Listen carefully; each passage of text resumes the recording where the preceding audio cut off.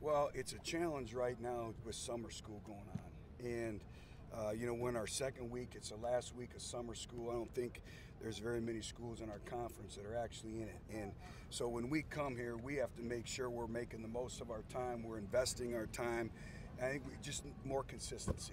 More consistency. When we come out here, we have very limited time because of summer school. So it is what it is, and we have to invest our time as a football team, and every rep counts.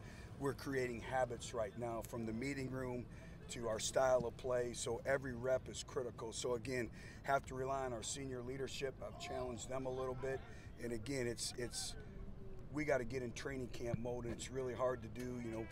Players have papers due, they have exams coming up, but we've given them the mornings off to be able to handle the academic workload.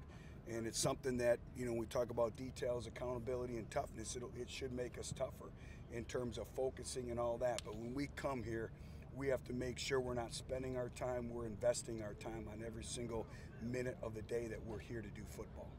What can you tell us about some of those offensive linemen that you were at a little bit last week? And has that almost set up some new scenarios to be able to find new combinations potentially? Well, it is. And again, everyone's putting their identity on video. So the individuals who are gaining an inordinate amount of repetitions, that's a great opportunity. Again, it's in your mindset and how you approach it. Are you trying to survive the day, or are you trying to really put your identity and really solidify yourself as one of those individuals that we can count on play in and play out?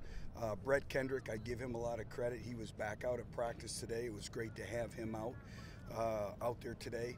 And then we anticipate getting Marcus Tatum back here very, very shortly. Smith, we expect to get him back here very shortly. So we need that competition. We were set to scrimmage on Saturday, and we may change that based on where we're at with the offensive line, because we need a full group to make it as competitive as possible. Our defensive line needs it. Our entire team needs it.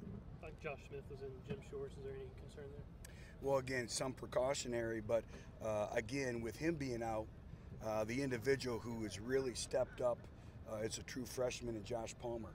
And again, he's gained those repetitions, and what he's doing right now is putting his identity on video. And he's going to be an individual that's going to play a lot of football for us this year. And, we expect to have Josh Smith back here very, very soon. But again, what does the next individual do to take advantage of those reps? And Josh Palmer's an individual who's really, really taken advantage of those repetitions, just like Brandon Johnson. I think Brandon Johnson, is challenging for a starting position in the wide receiver core. And I think that's a byproduct of the increased repetitions. Are you seeing any separation at quarterback between Jared and Quentin? What I see is just constant improvement every day. I see both of those individuals getting better with repetitions. Everything is scripted out with their reps, and I see both individuals getting better and gaining confidence daily as well. What do you like that Quentin's doing right now? I guess what stands out about how he's playing? Consistency. I see him getting better and better, more comfortable, being more vocal. We've challenged him in terms of just the overall command of the offense. The same thing with Jarrett, the same thing. How do we act? How do we command the line of scrimmage? Our voice inflection, controlling the different looks and the different audibles and getting us into the right plays. Body language after you make a play, whether it's good, bad, or indifferent. A snap and clear mentality. So much goes into playing the quarterback position, from a skill set, but also from a mentality and a mental skill set as well. Coaching running back, those freshman triplets kind of separated themselves, or made you feel like they're ready to contribute? All three of them are going to play.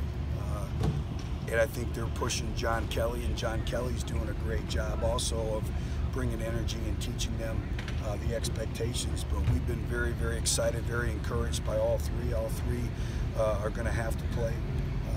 And they're going to be very important to the success of our season. But again, I see them continuing to get better and better and better, not just in terms of running the football, but in pass protection and also playing out on the perimeter as well. And that's always seems like a stumbling block that freshmen maybe don't think of at that position, pass blocking, but to have all those guys, got the football IQ to take that seriously. They do, and then Coach Gillespie's done a very good job with that, and obviously John Kelly has done a great job of mentoring them as well. But there is, we talk about the difference between being a rusher and a running back. And a running back in our offense has to do a number of different skill sets. And again, it starts not only with the ability to run the football and take care of the football, but but also what we ask of them in the throw game and also the pass protection game, how you carry out ball fakes, all those that go into it. And again, practice 8, and we've thrown a lot at them, and also them being involved in summer school, and I think they've handled that exceptionally well. Carlin Phil's still on the move? Yeah, Carlin's doing a good job. He's progressing as well. And the great thing is there's competition.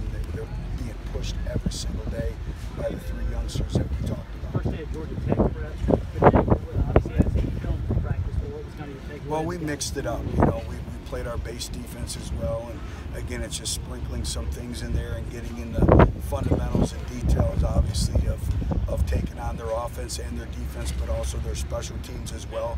It's something that we'll sprinkle throughout training camp. What's the new quarterback going to play? Is that who you guys are kind of envisioning playing? You know what? They're a very, very explosive offense. Obviously, they cause you mismatches and matchup problems, and it doesn't matter who the quarterback is, they're going to run their offense. Who's your scout? Y'all scout team quarterback? We're mixing it up. Okay. You know, the thing that's really a challenge is being able to really simulate the speed of the game with that type of offense. Do the 3 senior cornerbacks have a leg up on the rest of the other guys at that position? Yeah, through experience, and I've really liked what Justin Martin is bringing to the table. I see him really growing up. He's really matured a lot. Having Emmanuel Mosley back on the field now, being cleared for all the drill work, I think will really lend itself as well. And then obviously we have some youngsters that are pushing them as well. Coach, teams kicked away from Evan Berry a lot last year. What can you do to make sure you get the ball in his hands and have him be the threat he was 2 years ago? Again, we have to be very, very solid in our schemes, and you know, if they're kicking away, that means it's a field kick, or it's a pooch kick, or it's a squib kick. And if you look at, when we look at the bulk of our kickoff return team, it's really the starting position. Where does your kickoff return give the offense in terms of the average starting position? And when Team Sky kicked it on us last year, we were about the, I believe, the 37 to 34-yard line, which we'll take that anytime. At the will linebacker spot, is McDowell, Sapp, any of those guys starting to separate themselves at all? Cortez is still very limited, but I think Cortez has had a very, very good and very strong training camp.